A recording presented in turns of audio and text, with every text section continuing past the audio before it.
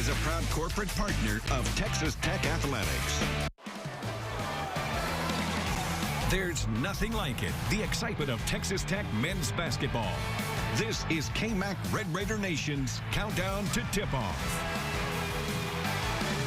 Good morning and welcome into Red Raider Nation's Countdown to Tip-Off. David Collier alongside Eric Kelly this morning. Just to let you know, no game today for Texas Tech because of the postponements. So instead, we're going to get you ready for Texas Tech and West Virginia on Monday night at 8 o'clock there in Morgantown. The Red Raiders trying to get back in the win column following Tuesday's 5-point loss to second-ranked Baylor. That was a long time ago. Yeah, it's the countdown to the countdown to the countdown to tip-off. You know, it just fits better if we just keep it the way it is. We'll get there eventually. We're only going to talk about it for 30 minutes. Coming up in that next 30 minutes, we take a closer look at Mountaineer big man Derek Culver, who's posed problems in the paint against Texas Tech in the past, figures to do the same on Monday. Also ahead, how this West Virginia offense changes without big man Oscar Tshiebwe. None of us are drafting him, right? Well, maybe not. Probably better than some of my picks usually. And later, our friends from Morgantown catch us up on a West Virginia team that's just simply ready to get back on the court later today against Kansas State. They tip off against Kansas State at 3 o'clock in Manhattan. It'll be their first game in 2 weeks. The Red Raiders haven't had it that bad, but when they tip off against the Mountaineers on Monday, it'll be 9 days between games for Chris Beard's club. It's that fine line between rest and rust for a team that honestly is still trying to figure out how to play with one another. I think some guys are like, the rest is overrated, you keep playing, but that's just not true, man. Like, you know, there's not a college basketball team in the country right now that's not banged up a little bit. If you can give some guys a day off or two. Now, on the other hand, the rust is real too. We see it all the time with some of our younger teams. You take a day off, and the next practice, it takes a while to get them going. So it's one of those coaching things that, you know, guys talk about when you're sitting around having a draft beer, drawing plays up on napkins. You just kind of ask guys' opinion. Hey, would you rather have a couple days off, or would you rather keep playing?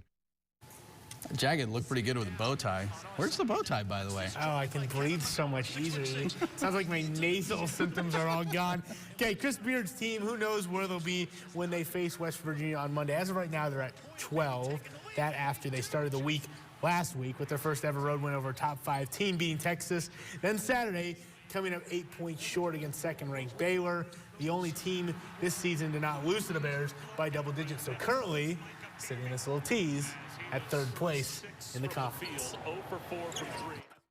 But I think what we know internally is that we can play with these teams. We can beat these teams. We just play well.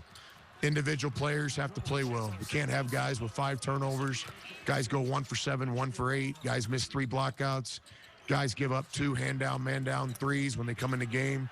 Individual players have to play better. Our team has to play better. It starts with me as the coach.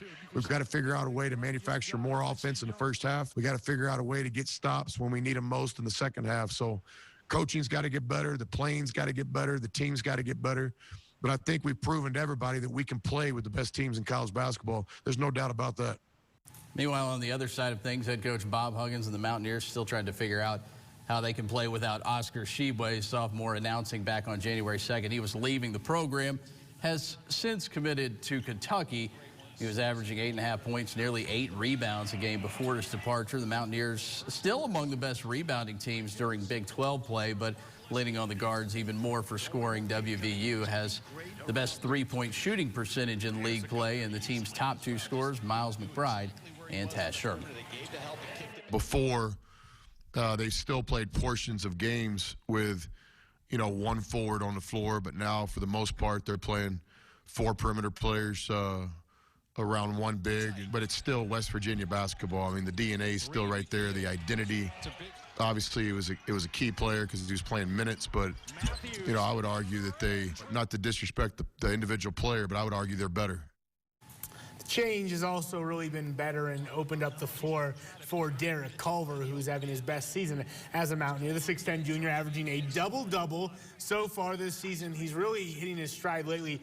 18 points and 17.5 rebounds per game in the past 2 Big 12 games against Texas and Oklahoma State. So obviously going to be quite the test inside. Once again, we keep saying this every time there's a really good big guy for this undersized Red Raider front line.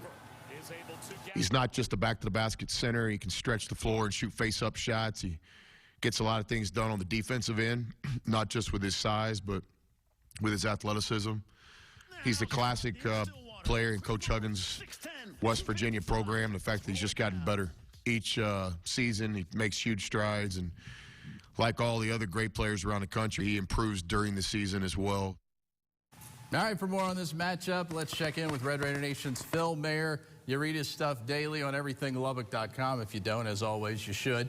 Not right now. Wait about 25 minutes and then just catch up before the commercial break. Yeah, the commercial break. Exactly. Oh, look, there it is. Oh, man. I didn't know where the bow tie went. He needs to lose more often just to keep that look going. Yeah, right? Okay, we'll spend time talking about the bow tie a little bit later. We've talked about the inside play of the Mountaineers, Phil. One area where Oscar Tshiebwe's departure really hurts West Virginia is blank. On the offensive glass, and Oscar Tshiebwe was a monster, simply put, offensive rebounding. Last season, he led the NCAA in offensive rebound percentage, which means that when his teammates missed a shot, he grabbed it 18.85% of the time, the highest mark in the country. And don't get me wrong, Derek Culver is still a lot to deal with on the offensive glass. But where West Virginia really excelled was having both of those guys down there in the paint, getting those rebounds. And Tshiebwe's departure does allow them to do a little bit more, as Chris Beard said, going 4 round 1 with Culver. And he's put up big numbers in a couple of those games since Tshiebwe's left, but they don't really have that same battering ram on the offensive glass with 2 guys averaging more than 3 offensive rebounds per game now that Tshiebwe's gone. I know he talks about Oscar Tshiebwe for the entire time, but at some point I thought he was going to mix in some sort of physics or geometry or something. It's just the look, man. You were just staring at the bow tie. I will say this, I think you both will agree, Marcus Santos Silva, okay that Oscar Tshiebwe isn't in this. No one is more thankful than Marcos Santos Silva. Right. One is enough. All right, we're thankful for you, Phil, and we're thankful you're wearing the tie. We'll check back in with you in a bit. Time for a break here on Countdown to Tip-Off. Still to come this morning, we tackle a couple of game day topics in another edition of Crashing the Board. Also ahead, we head to Morgantown figuratively, not literally, for the latest on Mountaineers. What a road trip that would be. I've done it before. Not driving. Don't want to do that. Find a pit.